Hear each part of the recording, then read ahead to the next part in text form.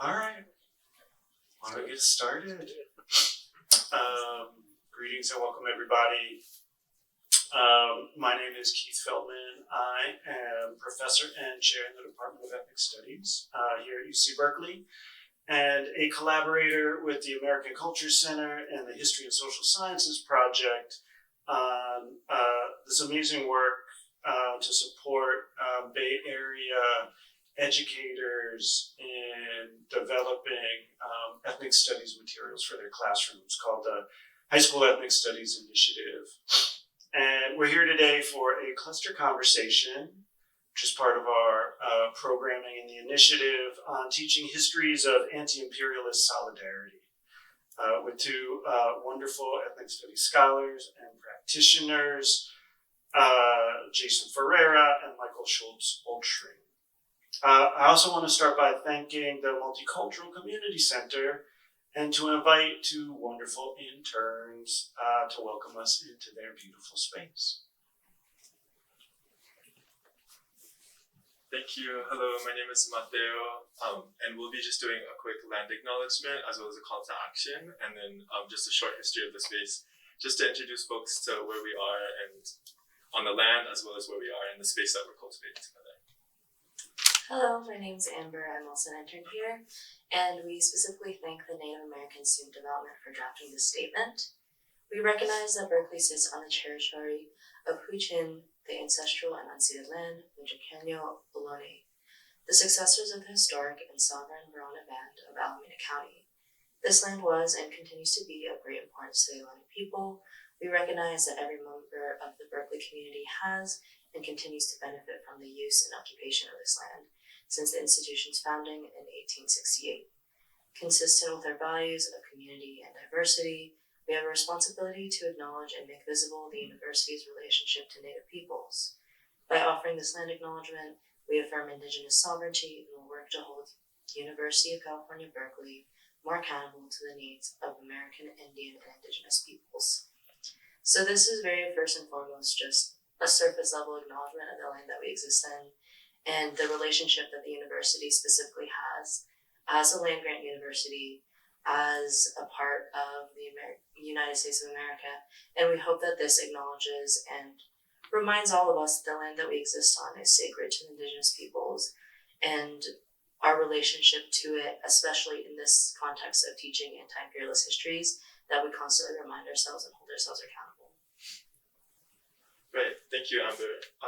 And kind of part of the land acknowledgement is also like a call to action. And so during this moment of like witnessing the ongoing genocide of Palestinians in Palestine, we call upon kind of all of our community members to be not just thinking of the anti-imperialist kind of continued struggle as one that's of a history, but kind of an ongoing movement, and to think of how we as students can get connected, and as also educators of high school, like ethnic studies classes and courses, to participate in the ongoing struggle and movement of solidarity campaigns for genocide, for the struggle and liberation of Palestine, as well as the liberation of Congo and other kind of oppressed countries and ongoing genocides in other countries as well. So just a short kind of history of the space. Just who's been to the MCC before? Can we get a raise of hand? Okay, cool. Yeah. Okay, so all of us, majority of us. Oh, okay. So I'm glad to introduce y'all to the space. Who's heard of the Thorough Liberation Front? I hope in the context. Okay, cool. Okay, so the history of the space is inextricably linked to the Thorough Liberation Front, which is the kind of the coalition of students that came together in 1968 at SF State, particularly led by the Black Student Union, that came together and established and struggled for the first Black Studies department, the first like genuinely recognized Black Studies department in the nation. Then in 1969, students of color and Black and Asian and Chicano and Native students came together to create a coalition here at UC Berkeley in 1969 to take heed from the organizing that happened at SF State, to then also struggle for the establishment of Black Studies as well as the Ethnic Studies department here at UC Berkeley. And so within this tradition, the fervor and the kind of organizing that happened in 1969 led this kind of continued like awareness and political analysis that stayed in the mind of students of color. Up until 1999, when there was a kind of historical disinvestment and slow kind of erasure and curricular changes, as also like budget changes that were happening to the ethnic studies department, that led to the kind of anniversary, the 30-year anniversary of the Third Liberation kind of coalition established in 1969. In 1999, that's when students kind of came together, Jason being one of them, and organized a hunger strike to reinstate a lot of the kind of curricular changes and budget changes that had been kind of diminished over time, as well as establish the Center for Race and Gender, as well as the Multicultural Community Center. And so that's where we come out of. And we try to remember that within all the work that we do, remembering that it's a fight to engage in the kind of liberation movements, as well as increase student autonomy for students of color, particularly Black and Indigenous students on campus. And that's what we try to do within the kind of political organizing that we do. As you can see, the like wall of visions of resistance that we have, as well as providing just resources for students to meet their basic needs and to continue the efforts for retention of students of color here on campus. So I'm thankful to share space with y'all, and I'm thankful to have these conversations with the particular folks that are up here. So thank you, and I'm going to pass it back to you. Thanks so much, Mateo and Amber. Such a perfect lead-in to our conversation this evening. Really fabulous history. Thank you, and grounding and situating us. So I want to provide just a really quick roadmap of where we're headed. I'll introduce our fabulous guests. I've got a bunch of questions for y'all, so I hope you're ready for some questions. And we also will have the opportunity for questions and conversations in this room as well as on Zoom. So for those of you participating on Zoom, please feel free to engage the chat as a site to pose some questions and comments as we go. So let me introduce y'all. Yeah. So Jason is Associate Professor of Race and Resistance Studies in the College of Ethnic Studies at San Francisco State University. He holds a BA in History from the University of Illinois at Urbana-Champaign and a PhD in Comparative Ethnic Studies from UC Berkeley, right here. While at Berkeley in the 90s, he organized alongside students and community against the unrelenting right-wing assault upon communities of color. From Proposition 184 and 187 in 1994 to Props 209 and 227 in 1996 and 1998, respectively. In 1999, as Mateo just mentioned, he was part of the TWLF campaign to defend ethnic studies, which culminated in a hunger strike that led to the establishment of Berkeley Center for Race and Gender, as well as the Multicultural Community Center. Dr. Ferreira's teaching and scholarship focus on the history of radicalism within and across communities of color. Drawing upon dozens of oral histories and extensive archival research, he's currently working on the first social history of the multiracial struggle that culminated in the momentous Third World Strike at San Francisco State, giving birth to the first Department of Black Studies and the College of Ethnic Studies in the nation. Along with Elizabeth Betito Martinez and Phil Hutchings, Ferreira co-founded the Institute for Multiracial Justice, a resource center dedicated to promoting and strengthening solidarity among communities of color. He also joined in the creation of the Center for Political Education in San Francisco's Mission District. Dr. Ferreira has also served on the board of directors of the Freedom Archives, Speak Out, the Institute for Democratic Education, the Kendra Alexander Foundation, Frontline Catalysts, and was a founding member of the coordinating committee of the Howard Zinn Book Fair. So, welcome and welcome back. Thank you. Good to be here.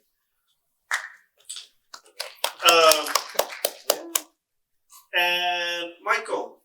Michael is an ethnic studies trained historian at CSU East Bay, who specializes in the study of comparative and relational racialization and anti-racist and decolonial social movements. Michael also received his PhD in ethnic studies here at UC Berkeley. The political and intellectual questions Michael asks were nurtured during his time as a participant and later a co-facilitator of the Tyree Scott Freedom School, a week-long political education program for Seattle youth. Michael draws upon his past experiences as a youth organizer to develop a research and teaching agenda that examines how racialized subjects of U.S. empire have both questioned and crossed racial boundaries. Michael's currently completing his current book manuscript, No Separate Peace, Black and Filipinx Workers and the Labor of Solidarity in the Pacific Northwest, under contract with the University of Washington Press.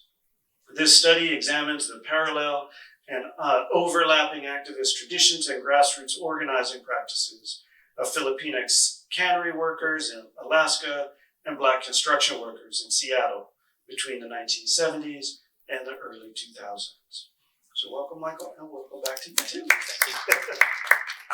So when we started dreaming up what kind of scholarly conversation we wanted to have as part of this series, we thought it would be crucial to dig into the histories of anti-imperialist solidarity that have gifted ethnic studies so much and catalyzed ethnic studies in so many ways over the course of generations.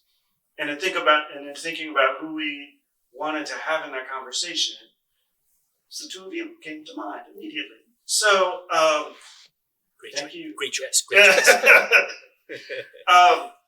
So I was wondering if we could start by, if you could tell us a bit about your journeys to ethnic studies. What got you started doing this work? Want me to start? Yeah, you go ahead and start. All right, y'all. It's really an honor to be here. So as Keith mentioned, I entered the ethnic studies program in 2009. And I think as someone who takes seriously like questions of solidarity, in the context, I think a lot of times we treat solidarity as I think like aspirational goal, but like sometimes we don't give it kind of like the intellectual space it needs to really kind of think about, what solidarity is and what solidarity requires of us. It was just an amazing opportunity to actually be in the Homeless Circle Liberation Front to do this work, right? I think for me, something that, just a shout out to Jason. Jason gave me my first job at SO State. Being able to teach in race and resistance studies. I think one of the things that I learned from Jason was, ethnic studies existed as a social movement practice before it entered the university, right? And I think that's really important for us to understand. However, we kind of like trace its origins, right? So for me to kind of like answer this question about my route into ethnic studies, I actually have to start with Freedom School. So when I was, coming out of high school, I always say my first introduction to ethnic studies was before I entered the university classroom, right? In about the late 90s, there was an organization in Seattle called the People's Coalition for Justice. It emerged particularly in response to, a wave of police violence targeting communities of color in Seattle. The group of organizers that were part of the People's Coalition for Justice understood that youth of color were on the front lines of that attack, right? So one of the things that they recognized, we needed a political education space for our young people, right? So they created a Freedom School that I was a part of as a high school student. That introduced me to I didn't know what ethnic studies was, right? But it introduced me to that analysis, and introduced me to that social movement practice, right? And I think it's to link it back to like teaching questions of anti-imperialist solidarity. It was named after Tyree Scott, and I just want to kind of name who he is, right? To kind of honor kind of space. So Tyree Scott was a Black electrician who, in the context of Seattle's Black Power movement, really transformed into a Black labor radical, one of kind of the fiercest advocates of third world solidarity in Seattle, right? he organized a group of Black construction workers entering the construction trades through a court-ordered affirmative action plan, which itself was a product of community-based organizing, right? But quickly, he recognized that domestic struggles have to be linked to international struggles, right? So some of the things that he did was making sure that the workers that he organized, he linked them to the Venceremos Brigade, right? The Venceremos Brigade was, a delegation that would send, activists in the U.S. to Cuba to work on different construction projects or different kind of public projects, and the idea was to bring that experience back home, to organize against the economic embargo on Cuba, right? So he was doing that in the 70s. Later, he developed a worker exchange program that sent between 1984 to 1991, sent 30 different, mostly Black construction workers to Mozambique to work on infrastructure projects. And this was all rooted in anti-imperialist solidarity. At the time, the South African apartheid regime had a policy of destabilization. And what that meant was they tried to destabilize the political and economic development of newly liberated African nations that surrounded South Africa, right? So Mozambique was one of those spaces that also, in addition to developing a different political economy, was also supporting the anti-apartheid struggle, right? So for him, kind of sending workers there was around this question of what skills do we have and what can we bring to the different struggles, right? And while he was doing this, he also had a relationship to Filipino cannery workers that were organizing the canneries, but also, I realized I need to hold the mic a little closer, my bad. Also were engaged in anti-imperialist struggles, linking with movements of the Philippines, fighting a US-funded dictatorship in the Philippines, right? So it was in this space where I really learned,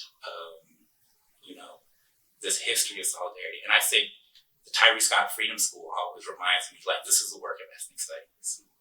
Linking our youth to the history that they stand on as sources of empowerment, as sources of them having a sense of their own power, and seeing the political possibilities that exist in the past that they can enact in the future.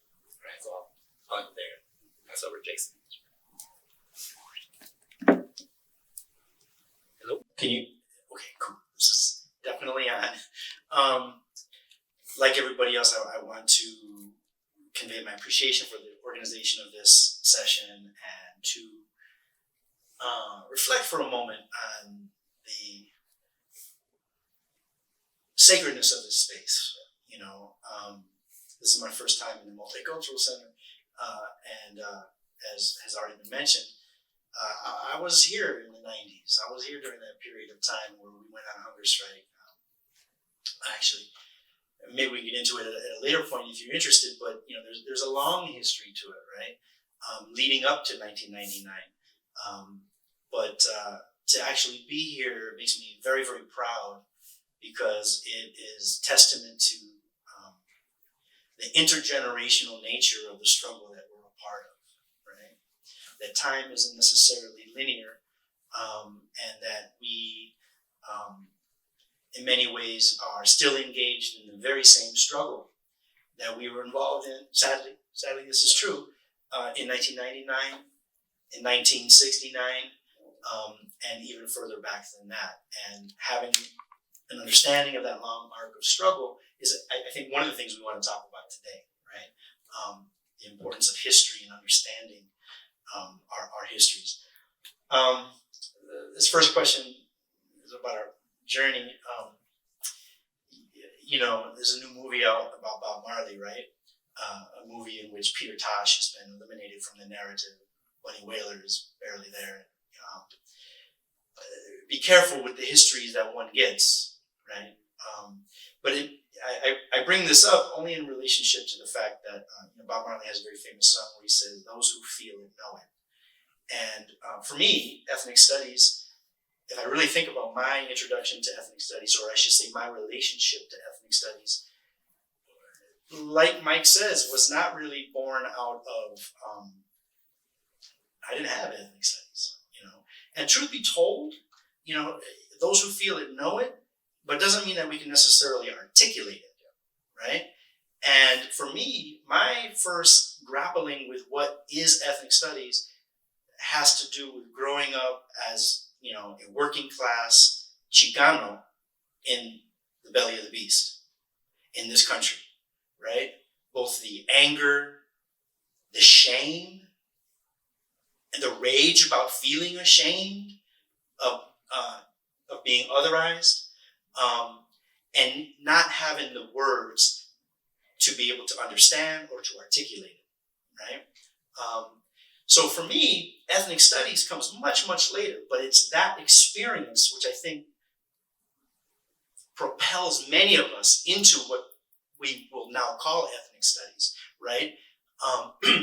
And I share that with teachers because they need to understand that even if your youth in high school don't know who Ron Takaki is, or they don't know who the grand theorists of ethnic studies are, they in their bones know about ethnic studies.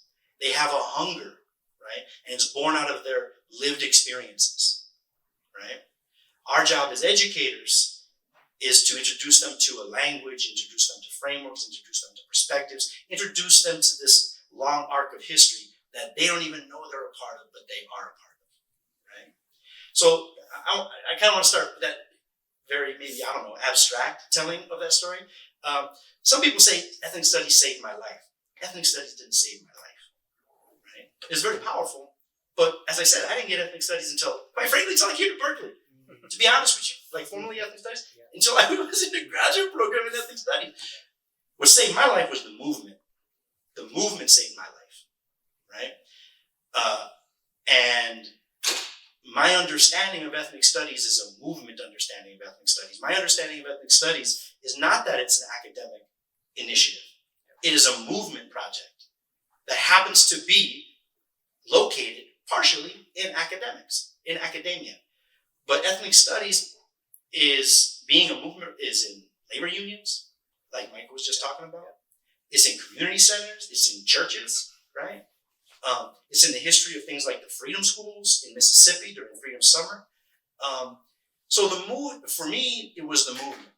And, when I became involved in the movement, when I went to grad school, I can't say I was involved in the movement when I was a kid. My family was very politicized, right? I can still remember my dad buying me a little shirt back in 1972, 73, Super Chicano, it said on it, right? And my grandfather, actually, in thinking about this question, is like, he actually flew out to San Jose in 1972 and was involved in the Chicano political caucus out here, which was an early meeting before La Raza Unida Party convention in 72. He wasn't any big leader, he just participated. So I always had a sort of a political framework, but it wasn't until college that I got involved in movement work, organizing against the racist mascot at the University of Illinois, Chief Alainaway, organizing to defend and release political prisoners like the Puerto Rican political prisoners and Leonard Peltier, organizing for Puerto Rican independence, and just involved in a lot of different movement work, right? Supporting, during the first Intifada, supporting Palestinians, and also divestment campaigns in South Africa. I'm talking about the 1980s now. And it was in that milieu that we also fought for, at that point it was Latino studies, right? But Latino studies was of a piece, right? It was not, we did not articulate, we did not understand it separate from the demands of the movement, right? And then we won. And they hired a lot of very academic PhDs. And I remember a number of us were like, well, that's not what we were looking for. And it just so happened that I got accepted to Berkeley at that time and met people like Carlos Munoz. I came out here and I was like, well, you know what? if I'm not happy with who these ethnic studies professors are or Latino studies professors are, then I'm going to try to be the professor that I would want to see as an activist student, as a movement student. And I've landed here and continued my work. I'll end with this story, and because maybe we'll come back to it because you brought it up. So my work as a historian has been on the origins of ethnic studies, these founding moments, right? Reclaiming the radical revolutionary history of not just the idea of ethnic studies, but the practice of ethnic studies, right? My dissertation is on third worldism here in the Bay Area, radicalism and unity across communities of color. How did I get there? It happened on the Vencedemos Brigade. Because as I'm teaching here with Carlos Munoz, we're teaching the Chicano movement, we're teaching the Black freedom struggle, we're teaching about the American Indian movement, and we're talking about them as if these are separate movements. And of course, they are. But here I am in Cuba, and after we're working on the Vencedemos, because throughout the 90s I was working with the Vencedemos Brigade. At night, you knock back some rum, you start dancing, you're chopping it up with each other, and there's a lot of veterans from the movement there. And it became so evident that people had social relationships with each other, they had kids together, they shared ideas and visions of the world that they were struggling for, they had battle scars together, right? And it became so clear to me at that point that as comrades, the history that we were teaching wasn't attuned to the solidarities that existed, the solidarity practice that existed, right? The relationships, the trust, the sacrifices that people were making. And so it's out of that, I said, well, I'm involved in these movements back here in the Bay with Betita Martinez, with Phil Hutchings, who was one of the leaders of the Student Nonviolent Coordinating Committee. Betita Martinez, an internationalist Chicana from New Mexico, but also was involved in SNCC, right? Carlos Munoz, who was part of also the Chicano movement, but constituted what you might call sort of one of the left poles of the Chicano movement, right? And so I set myself to do that, and that's what set me on the trajectory then to not just write this research, but to what we try to do in race and resistance studies is reestablish, reinvest, nurture that political practice of third worldism, third world unity, of third world studies. Yeah, thank you both for that. So rich, and I really appreciate the ways in which you're narrating your own sort of particular journeys as a way of thinking about the sort of arc and architecture of ethnic studies as movement work, as building, as doing the kind of the practice, right? You both are amazing teachers, and you both are historians with historical orientation. So, how do you approach teaching the historical origins of ethnic studies? Are there particular archival sources that you find particularly useful in describing and working with students to tell that story of the origins of ethnic studies? I'll kick it off. You want me to kick it off? Yeah. Actually, I'll kick it off by maybe saying we can flip it to that one right there. Yes. So there's lots of different archives. The problem with archives is that if someone doesn't feel that it's important, they don't collect it, right? So the archives are, as they say, structured in domination, right? So sometimes in order to recapture history, you have to go to and use unorthodox ways of conveying it, right? One of the things, I know Mike's going to talk about another one, I like to use a lot of visuals, right?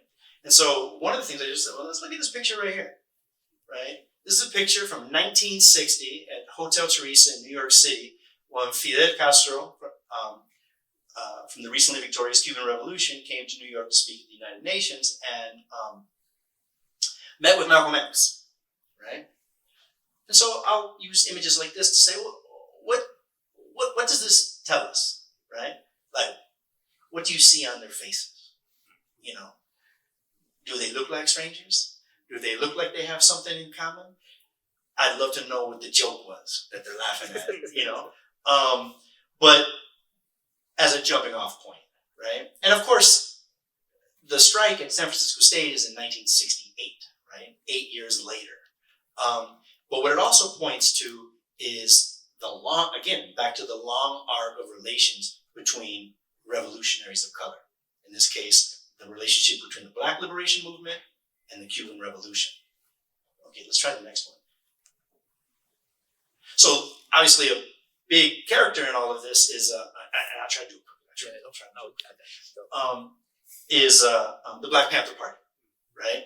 And you can see in the artwork, I use a lot of posters as an archive, right? So here we have very explicit artwork from Emory Douglas of the Black Panther Party, the Minister of Culture. On the left, you can see a poster of his and it declares Afro-American solidarity with the oppressed peoples of the world, right? What does this say about the relationship of the Panthers and Black power to other communities of color, right? When oftentimes, when you talk to youth about the politics of the period, Black power is framed as like, oh, they're just a bunch of angry people and they're only interested in their own community. But herein is a beautiful example of an openness, a capaciousness to the struggle. And on the right side here, you see also an analysis, right, about who is responsible for the conditions of our lives in the ghetto, in Africa, in Asia, in Latin America. The U.S. imperialist. Okay, let's try the next one, see what the next one is. Okay, so this one then is a real specific image from Cuba in 1968. And this one's really important because one of the characters, one of the participants in the Black Student Union in San Francisco State was a man by the name of George Murray. George Murray was the Minister of Education of the Black Panther Party, grew up in Oakland, went to San Francisco State going back to 1963. By 68, he was in the Panthers, right? He grew up with some of the folks who founded the Panthers. And actually, in fact, many of the members of the BSU were also members of the Panthers, right? In some ways, the BSU in 1966 was as strong as the early Panthers, right? Before the Panthers blew up and had thousands of members, right? But in the summer of 1968, before the strike, George Murray went to Cuba. And he went to Cuba invited by an organization called the Organization for the Solidarity of Africa, Asia, and Latin America, OSPAL, right? And they organized an event. You can see it on this flyer. Of course, it's in English, it's in French, it's in Arabic. Solidarity with the African American people, a reflection of the Cuban Revolution's understanding of the connection between those two struggles of Latin America and oppressed peoples in Latin America and throughout the so-called Third World, and that of African Americans in the United States. This is the poster from that. And actually, the image is from Emory Douglas himself. Okay, next one. Another image from that very same August 18th event organized by OSPAL. Very explicit. We'll destroy the imperialism from the outside, and they'll destroy it from the inside. Next. Later in 1971, when George Jackson was killed here in California, there's another poster. So poster art became a vehicle by which to articulate a particular vision, a particular understanding, a particular analysis, right? And so using images, and I want to say probably with high school students, it's much more effective than doing what I'm doing, just talking. Next, and you can say power to the people. Here's an image from, and poster art was a part of our movements here in the United States too. Here in California, this one right here is the poster from the Third World Strike here at Berkeley, done by Malaquías Montoya, and you can see TWLF Huelga. Next, please. Here's another one of his, where it's Basta Imperialismo, 1970, I believe this one was. Next. Another famous from Malaquías Montoya, articulating the connections between the Chicano movement and the struggle of the Vietnamese, right? Vietnam, Naslan. Next, please. Again with the Cuban Revolution. Cuba, Vietnam, nosotros, venceremos. And if you look down in the bottom, it says, I didn't even notice this until I put the slide, shared the slide. This is July 30th, 1972, I believe, and the speaker at the cultural event is my dear old friend, Elizabeth Partita Martinez. Next, please. Okay, this is from State. This is Rupert Garcia, the famous Chicano artist Rupert Garcia. This was done during the strike at State, right? It's the image of Che Guevara right on, right? So again, an explicit internationalist connection. Next, please. Another one of his, talking about Mozambique, right? This is a poster he did in the 1970s to support the revolutionary struggle in Mozambique, right? What, a Chicano? Interested in doing art in support of African liberation? Most definitely. Work, study, unity. Work, study, unity, a central concept of ethnic studies. Study and struggle, praxis, theory and action. Next. And then the New People's Army, the struggle of Filipinos in the Philippines. And maybe I'll stop there. Pass that over to you.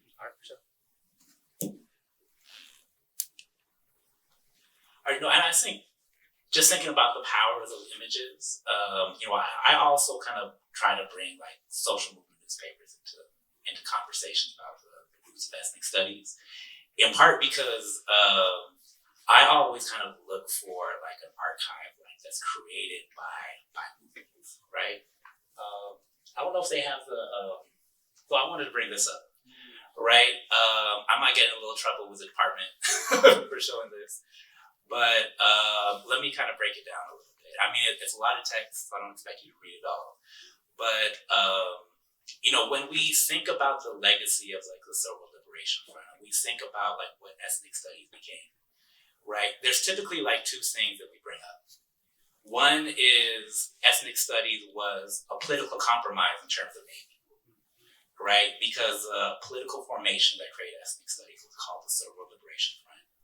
And what they wanted was civil studies, right? There's people that have kind of talked about this in terms of even naming ethnic studies kind of domesticates what was like an international political project, right? But then also another core part of ethnic studies in like throughout the 70s was community studies, right? I remember when I was here at Cal and we were doing a lot of organizing in the context of Operation Excellence. It was kind of this like neoliberal austerity measure.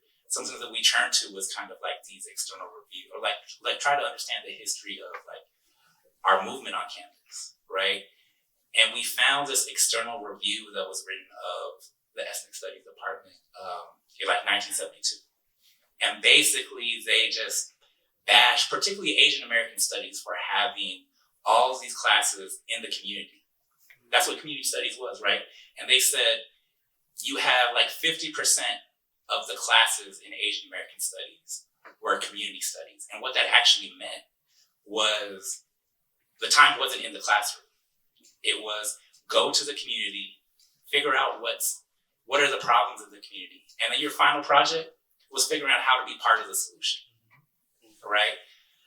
For folks that are familiar with the International Hotel, the huge kind of housing struggle, in San Francisco Chinatown in 1968 is when they got evictions, right? In terms of developers in San Francisco wanted to turn the single residency occupancy hotel that housed 196 residents. Majority of them were Filipino, Chinese, like elderly folks who kind of came here in like the 20s and 30s to do like agricultural labor, right? Developers wanted to turn this place into a parking lot. They said the literal kind of language coming from San Francisco developers was the International Hotel was too expensive of a property to allow poor people to park on, right? So in terms of, I bring this up because as kind of community mobilizations mobilized around saving the International Hotel, and they were able to fight developers till about like from 1968 to 1977, right? The Community Studies Office for Asian American Studies was actually on the first floor of the International Hotel. So that's what I'm talking about, how like deep the connections to community were, right? So I bring this up just to say that a lot of times we think of third world studies and community studies as kind of two different components of what ethnic studies was. And I think it's really important to recognize that they were always intertwined, right? And I think this letter gives us like a lens into that. And just to kind of break it down, it's a resignation letter in 1980 from the person who taught community Tagalog in the department, right? So throughout the 70s, particularly in Asian American studies, they had community language programs. So the idea was to train bilingual community workers with an ethnic studies consciousness, right? So I show this this letter in my classes to talk about ethnic studies, in part because understanding that folks fought for the vision of a community-grounded internationalist ethnic studies well into the 1980s, into 1980, right? The resignation was in response to the department deciding to eliminate the community language programs, which a lot of activists like recognize as kind of cutting off the department's ties to community, right? But I think something that's really important is the person writing the letter is Cynthia Miglaya. So Cynthia Miglaya taught community Tagalog in the department from 1973 to 1980. Cynthia Miglaya was a Filipina activist who was politicized in the late 1960s. She was part of this group called Kataban Makabayan, which was like a student arm of kind of like the Philippine left. And then her organization actually sent her to the US to build popular support for the national liberation struggle in the Philippines, right? Out of this was the creation of a newspaper called the Kalayaan International Newspaper, which was like a radical, Filipino community newspaper. Later in 1973, a year after Ferdinand Marcos declared martial law, she helped create kind of this radical organization that linked kind of domestic struggles for civil rights to fighting the US-led dictatorship in the Philippines, right? So I say this to say from 1973 to 1980, she did that and taught Tagalog in our department, right? And then, I show this image to kind of get students to think about, right? Just try to, I think this is a research project waiting to happen, right? In terms of just imagine what the class was like, right? In terms of the KDP, this radical Filipino organization that she was a part of, had deep roots in the community, working on housing rights struggles. In San Francisco, they were fighting to save the International Hotel. In Oakland, they were actually building housing for elders called Operation Mama, right? There were folks connected to the U of W.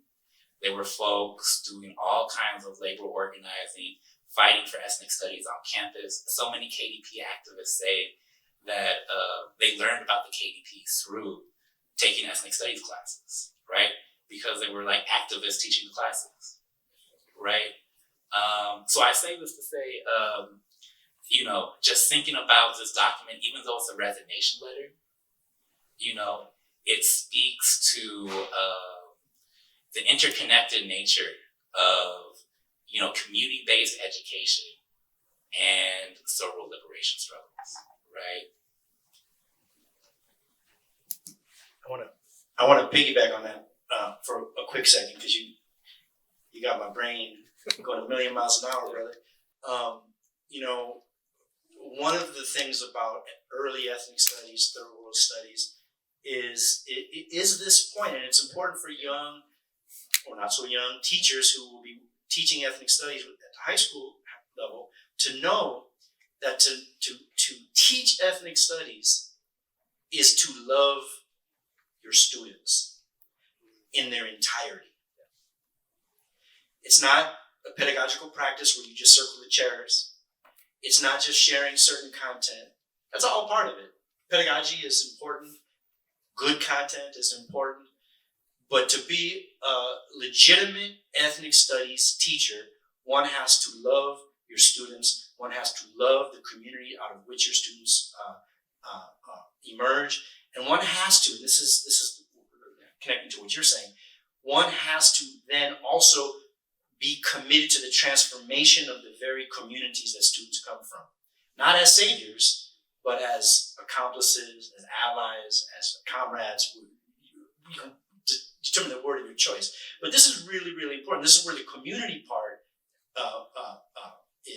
is significant. The ability to, and ethnic studies was initially created to not just know the world in different ways, but to transform the world. To be able to address the material reality of our students and our people's lives. That was third world studies, right? To be problem solvers. This is a very important point.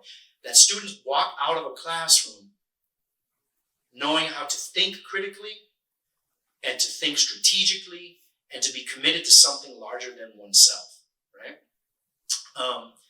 And ethnic studies has been to sort of riff off a little bit about what Michael's been talking about. That is part of the struggle, even within ethnic studies. I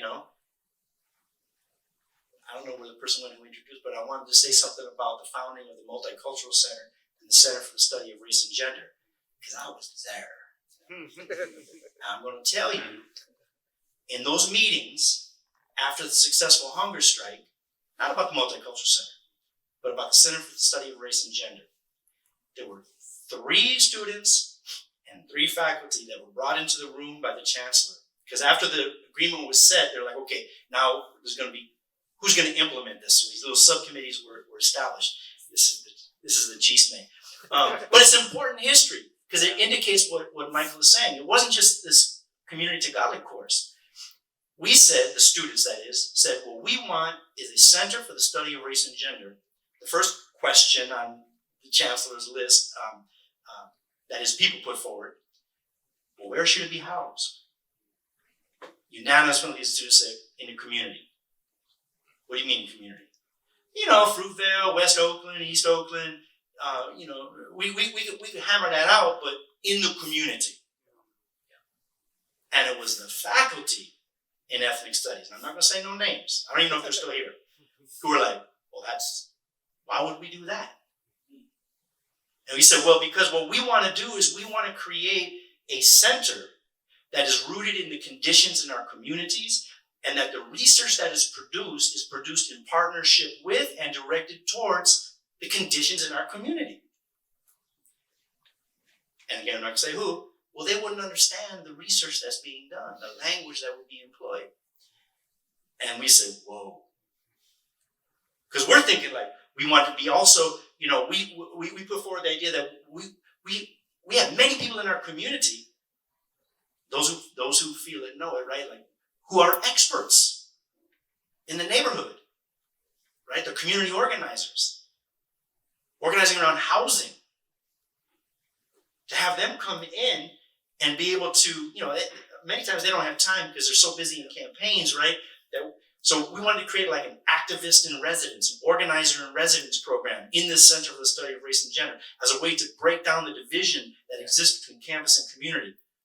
And it became real clear, real quick, that not only didn't the chancellor want to do it, but even some folks within ethnic studies, right? I offer that not to talk trash about ethnic studies, but to illustrate a point about this underlying spirit, this vision, this agenda of ethnic studies, and what happens when you're disconnected from the community, right? The irony is, we wouldn't have won that hunger strike if community hadn't come out and supported us. And that's always the case. Thank you. Wow. So I had another question about the connections between the local and the international that you've actually sort of elaborated in some really compelling ways in thinking. If we understand the local as the grounds in which we live and work and teach, and the communities in which that work takes place, right? So I want to move us to solidarity. Yeah.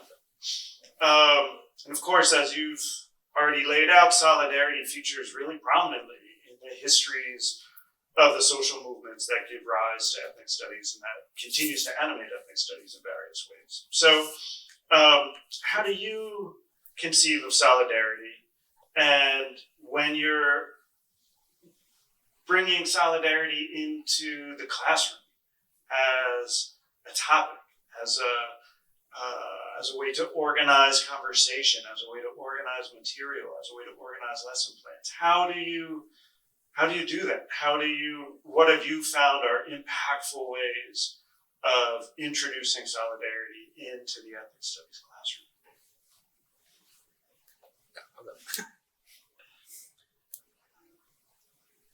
I think for me, I lean on, because I always tell my students that one principle of ethnic studies is leaning on the knowledge that exists in our community, right? So I always lean on like what I learned from my community elders, right? In terms, I talked about Tyree Scott, the Black electrician who became this Black radical, the Freedom School that was part of it was named after. So he had this concept called No Separate Peace, right? Which was his organization's like theory of social change and the theory and praxis of solidarity, right? So to kind of contextualize it, No Separate Peace was a play on words, right? Because, he was organizing Black workers like entering the construction trades. They were largely like blocked by building trade unions that were ran by mostly like white workers. That was, at every step tried to block desegregation in the industry, right? So he understood that as these white workers are accepting a separate peace, right? By saying that their freedom, their liberation, their access to jobs is coming at the cost of someone else's oppression, all right? So for Tyree and folks that he organized with, they understood this was a symptom of institutions, of systems of social domination that would try to entice oppressed people to take part in other people's oppression, right? So for him, solidarity, first and foremost, was around rejecting a separate peace, however it manifests in different ways, shapes, or forms, right? Also, he created these dynamic ways in which like resources were shared, right? In terms of like the 1960s and 1970s, like I hate that this is always like a feature of like, social movement like histories, right? But always talk about like communities of color fighting over resources, right? But one of the things that Tyree would do is, one thing is they created a lot of his organizing was around taking like this really radical approach to Title VII of the 1964 Civil Rights Act, which was kind of the employment for like equal employment kind of provision, protecting folks like employment rights, right? So they developed this really like radical approach around, linking equal employment politics and community control, right? Their idea was, communities who are experiencing like being segregated from like livable wages should be in community control of the process of their desegregation, right? So one of the things that, since they had like a legal agenda, one of the things they created a multiracial law office controlled by workers, right? And the law office included Black construction workers in Seattle, it included Mexican-American farm workers in Eastern Washington, and included Filipino canyon workers in Alaska, right? And I say this to say is they developed a practice of, like, they didn't see the resources that they had as their own, but they understood that resources were meant to be shared, right? And whatever, like, say they win a certain kind of, like, legal case and they get money from it, that would directly go into another struggle of, like, one of their, like, folks part of their coalition, right? So for them, like, solidarity was rooted in sharing resources, really understanding that you're part of a political collective. Everything that you bring to the table is shared, right? But too, I think I don't know if you have maybe the next one. Yeah. So one of the things they created in 1975, taking this idea of no separate peaks, was creating a community newspaper, right? In terms of, I don't have the editorial board, even though it was like ran by this Black worker group. Every single social movement, radical social movement in Seattle, Northwest, had a role in publishing this from 1975 to 1978. I say that to say, in terms of also like solidarity needs political education, right? In the context, if we're like in solidarity with all oppressed people, we have to know all forms of oppression. That was their framework, right? So solidarity actually requires political education, and this is one of the things that I teach in terms of. I have the link where you could access all the different editions of the newspaper. Right, it was scanned by some folks at the University of Washington. But yeah, in terms of like, I really asked students to kind of think about it and really understand, not just read it for its content, but think about the social relations that took part of like producing it, right? In terms of, you have folks kind of, folks that were part of different movements were invited to write articles, right? Be part of the guest editorial, right? In terms of, that was a process of, and they'd sell these like right outside the construction site, right? So I asked them to also not just think about the content, but think about the social relations that are developed out of producing something that's collective and producing something that's a political education tool, right? So that's it over, Jason. So I heard kind of two questions up in there. What is solidarity, and then how do we bring that into the classroom? I'll start with what solidarity is not, as a way of getting us towards what it is. Solidarity is not transactional. I'm going to repeat that. Solidarity is not transactional. And I say that because oftentimes we think of solidarity as, well, they were down for us, so we'll be down for them. I've actually heard some people say, I was in a conversation with somebody, and they were like, in terms of their community, well, what did Palestinians ever do for us? I'm like, are you serious? That's what like, you have to, we're trading, chits here in the sense of, no, solidarity is not transactional. Solidarity is a basic fundamental principle. It is a practice, right? It is a principle and it is a practice. And that's one thing how I understand solidarity. It's not premised though on a, George Lipsitz, I've heard him say before, solidarity is not necessarily a solidarity of sameness, right? That you can only be, the only way one can achieve solidarity is if we're all the same, right? But in fact, solidarity is open enough, is radical. I mean, real solidarity is radical in the sense that it can make connections. It could be attentive to all our relations, and we need not be considered the same, right? And that can make, this is the other thing I want to say about solidarity, is dangerous. I don't mean it's just dangerous to, say, the institution, although it is that, right? You look at the history of the Third World Liberation Front here at Berkeley, or the one in State, or any of these iterations, the idea of Malcolm and Fidel meeting, I guarantee you there's reams of FBI reports on that exchange, But I have to also say that to engage in solidarity, it also becomes a very dangerous proposition, even within our own communities, right? To my earlier point about, well, solidarity works if it's transactional. But, I don't know how many times I've had people tell me, like, really, you study the Black Liberation Movement and you're Chicano? Shouldn't you be studying Chicano history, Chicano movement? Well, where do I start? And so, so that's one piece. How do I bring it into the classroom? Well, like I said, I bring it in on the one hand through visuals, right? I bring it in through the introduction of oral histories, right? As a historian, I also, I don't just teach the 60s. And so if you don't ask the question, then you're never going to see certain things, right?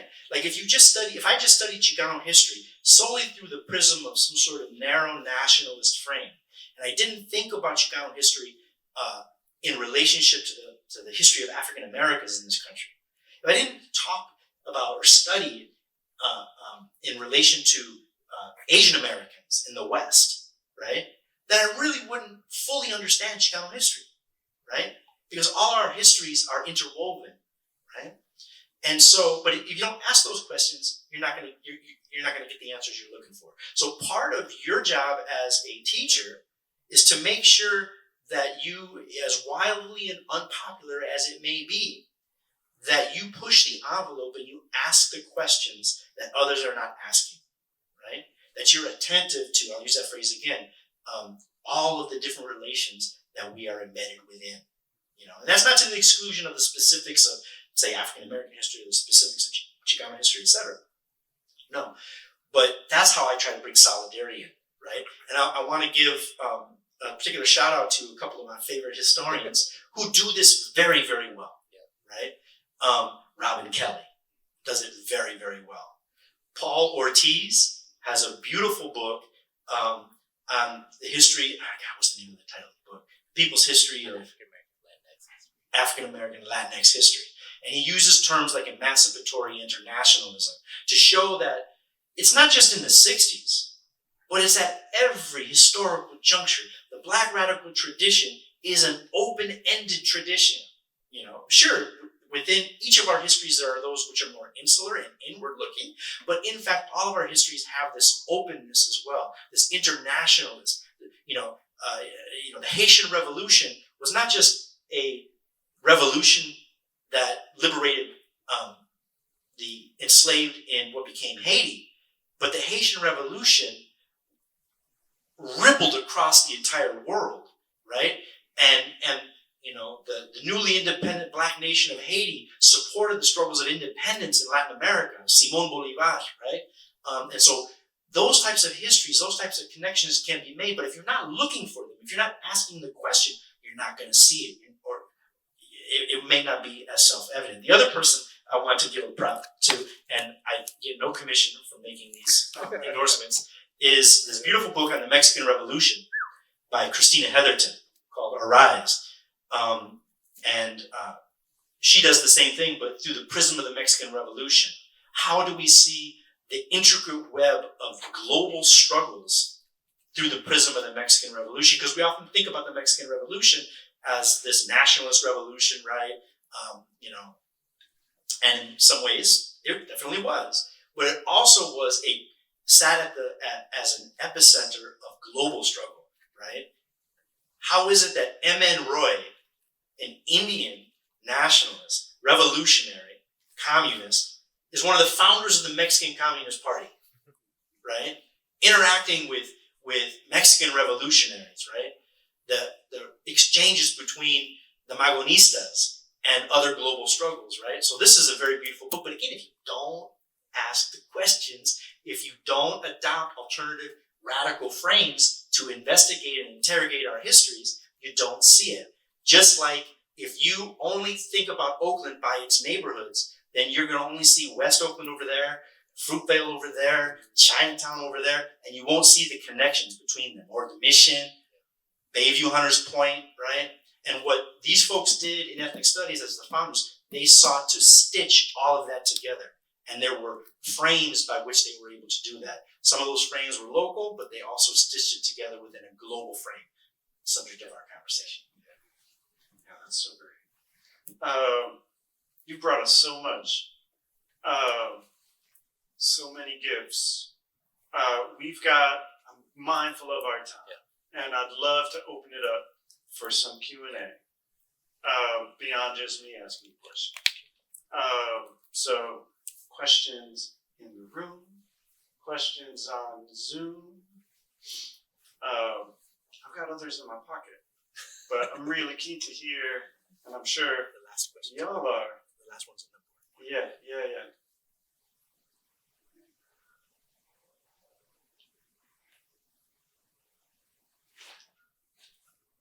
Yes, in the back.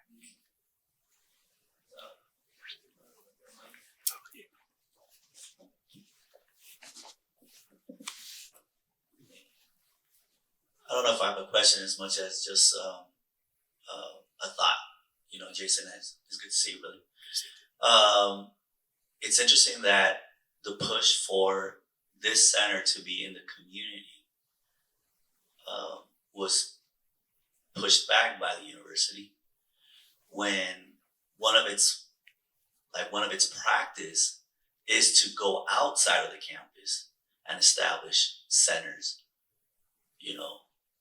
in other communities. For example, the NASA Space Center, you know what I'm saying, or that failed Richmond one. But it wasn't to serve the local community. Obviously, it was to serve other communities, right? So you mentioning that it brought that up, right? Like, I guess a broader question is I love to talk about finding that what Huey Newton referred to as intercommunalism, right? And finding those intersections. And how is it that ethnic studies, with that spirit in mind, right, moved away from that, and it has become very siloed, right? Except that, of course, at SF State, because you guys got race and resistance, you know what I'm saying? But nonetheless, how can we reimagine then ethnic studies, right? At a very pivotal moment where there's a lot of pushback, right, against wokeness and CRT, and soon enough ethnic studies, and with the rollout of AB 101, right, and Salinas, there's been pushback, in implementing all of that, right? So this very pivotal point, right, in the history of ethnic studies, how can we reimagine it so that we can kind of honor those roots of intercommunalism, or solidarity? What was it? Solidarity, transnationalism. It's not transactional. No. The one that dude. Hold on, I have it in my notes here, but I thought I could remember it. Emancipatory internationalism. Emancipatory internationalism, right? Yeah.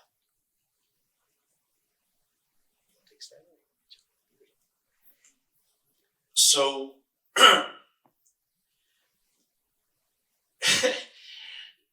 So first of all, it wasn't this center that was part of the rejection of being based in the community. It was the Center for the Study of Race and Gender, right?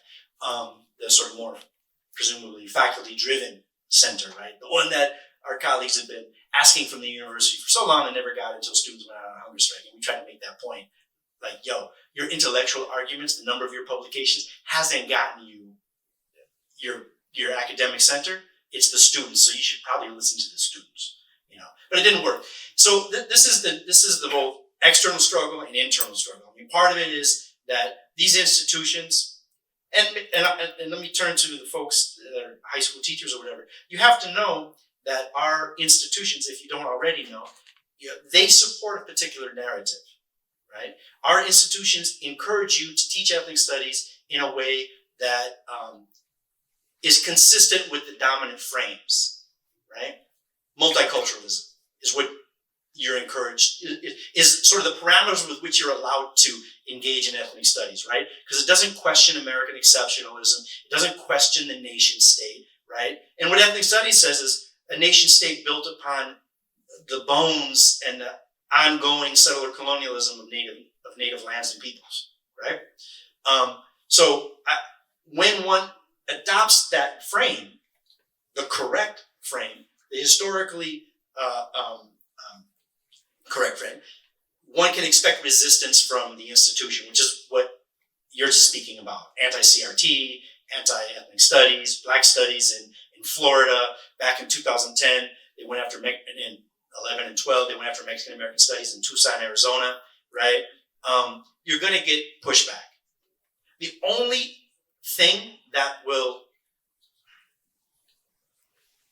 only solution is what we've been talking about here. Solidarity and organizing. Those are the only things that are gonna save this project, right?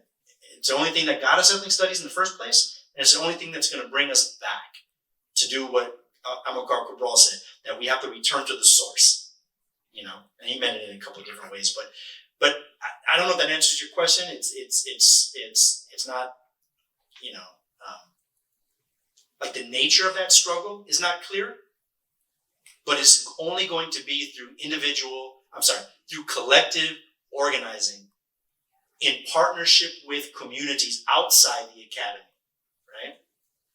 That defense is going to be possible. It's not going to be based upon Professor Ferreira. You published in what journal? Oh, well, okay, then we're going to keep ethnic studies, you know, because of that individual rep. It's not going to be based upon academic celebrities. It's not going to be based upon academic conferences. It's going to be based upon our ability to build that movement back up. And that's going to be a lot of hard work. Students understand that a whole lot better than faculty, you know. So we need to listen. But, yeah. I mean, the only thing I'd add to is like, in that question I heard, there's kind of the question of like defending a radical vision of ethnic studies. But then there's also the question of kind of a ethnic studies that's rooted in coalition, that's rooted in solidarity. You know, and I think at the end of the day, that vision of ethnic studies is something that, in terms of, I don't have an answer for how to like, you know, push for that, right? I think that's part of the internal struggle within ethnic studies. I think kind of like the nationalism of like, that's kind of taken over some of our departments has been like some of the most like devastating things to see about ethnic studies. But I think the reality of our students, like going back to the reality of our students' lives, right? I think part of a conversation me and Jason had before this was anti-imperialism and solidarity was a lens for our students, for our community to like understand the world, right? And I think our students live lives not confined by racial lines and national borders, right? And I think our ethnic studies, however we build it, how we imagine it, if it's going to be relevant to our students, has to be rooted in that same coalitional solidarity, transnational kind of framework. But whatever we like name it, you know, but in terms of really kind of rooted in the ways in which the communities that we teach in, the communities that we might be the focus of our classes, are really, they live complex lives that can't be defined by borders, right? So, you can ask that last question. Yeah, Okay, I want to ask that good. last question. But can I grab a mic? Thank you. So, I have a closing question, and don't worry, it's easy. But it builds completely, I think, in so many ways on the conversation from jump, actually, that Mateo actually opened our discussion with. So, the U.S. war in Vietnam, as we've seen, and the anti-war and anti-imperialist and kind of anti-racist politics of the 60s and 70s were clearly were catalysts for the rise of ethnic studies, right? These days, we often hear comparisons between that moment and the one that we're living in right now, especially with regard to Israel's war on Gaza and its ramifications in the United States. Right? So, how do you think about that comparison, and what can we learn from it, and how do we bring that into our ethnic studies classroom? I really wanted you to ask this question because this is the defining, if ethnic studies is a response to movement questions or movement, the moment, this is the moment right now, if we could just for a second, I just want to, could you, right there, go back, right there. This is an early poster done by the General Union of Palestinian Students, making the connection. This is 1969, I believe. Making the connection between Vietnam, Palestine, what was then called Rhodesia, South Africa, and Latin America. Next, please. Here's another poster. Palestinian poster, I should say. These are Palestinian posters. Making the connection between the struggle of Palestinian people in the 1980s and the struggle of South Africans. Between Cuba and between Palestine, and one more, I think, and another one. Viva la solidaridad cubano-palestino. You know, the question of Palestine is this is the question of the moment. You know, and it's very much like Vietnam, right? Because what are we talking about? We're talking about a people who are struggling for their freedom, who are struggling for self-determination, who are struggling against colonialism, right? This was the struggle of the Vietnamese people, right? Struggling for independence, struggling against the French, struggling against the Japanese, and then struggling against the United States, right? So the parallel is deep, but it's the same struggle, right? It was the same struggle then, it's the same struggle today. And at the same time, it's so important in this moment because just like in Vietnam and during the Vietnam era, there's this false bill of goods being sold, right? In the 60s, it was like, oh, we're fighting, you know, the domino theory and communism and you know. But the lies became evident. And that's what we're seeing right now. The lies of the Zionist regime are self-evident. The narrative no longer holds. People are making connections, right? That bubble has burst. People are sick and tired of being lied to, being gaslit as to what's happening on their social media feed, you know? And I'm not just talking about the Trumpists. I'm talking about the Democrats, in particular, Biden, right? 100,000 people, I don't know if you saw that news, 100,000 people in Michigan voted no, what's the term? No, not committed. Their goal was 10,000. They got 100,000, right? Because this is a generational struggle. There is no, you know, I'll end with this because you can't go wrong ending with June Jordan. You know, back in the 90s when I was here, we had the honor and the privilege to be in the same zip code, the same campus as the amazing, beautiful, amazing, powerful spirit known as June Jordan. And what she said then is just as true today, if not more so. This is the defining struggle, right? You can't be for Black liberation. You can't be for Chicano liberation if you're not simultaneously willing to sacrifice and struggle on behalf of the Palestinian people, right? And here's the thing. This is you know, our moment is unique, but the arc of struggle is very, very long.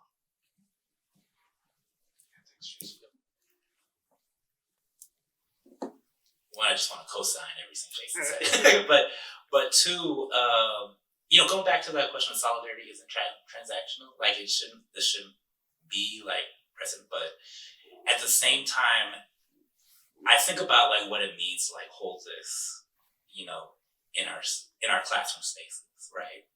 And I think, you know, there's amazing like radical digital organization called Red Nation that's really been like holding up this point, just understanding the ways in which Palestinian liberation struggles have stood with all of us, right? In terms of Nick Estes from Red Nation is like really like pushed kind of this point of when the American Indian movement went to try to kind of shift their struggle to like the UN, to like use kind of the UN space to assert like indigenous rights. It was their Palestinian brothers and sisters that helped them and guided them through that process, right? And I think whether you're talking about the Black struggle or you're talking about the Filipino struggle, I think we could all hold on to the fact that we owe Palestinians a great deal in the way that we theorize, in the ways that we fight for our liberation. And I mean, it's all hands on deck struggle. And I think it has to be, in terms of there's going to be like what it means to like hold that within our classes. You know, we have to think through, you know, and how to kind of defend ourselves and like create kind of collectives that actually support each other to do that, right? But it's at the utmost necessity to do it. Just real quick, and this is more directed towards the teachers. You know, what is ethnic studies? What I didn't mention earlier is that there has been a struggle here in California. Do we or do we not include Arab American studies in ethnic studies? There have been folks within ethnic studies who have said, no, it's just the 4 usual groups, right? That's ridiculous. And we have to struggle to demonstrate, to show, to do the work that Palestine and Arab American studies has always been and is today still a fundamental part of ethnic studies.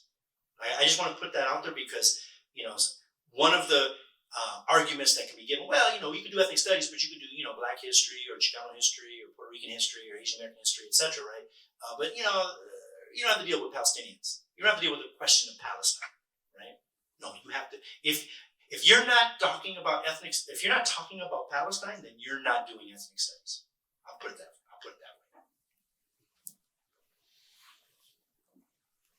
That's a great place to land. So, I'm mindful of all our time. Thank you so much, Thank you. Mike and Jason. Thank you all for coming. Thanks for zooming in. Before we close, just a quick note. Come back here March 18th for another scholar conversation on Pacific Island studies and high school curriculum. So, same bad time, same bad channel. And enjoy the rest of your night. Thanks so much. Thank you. Thanks.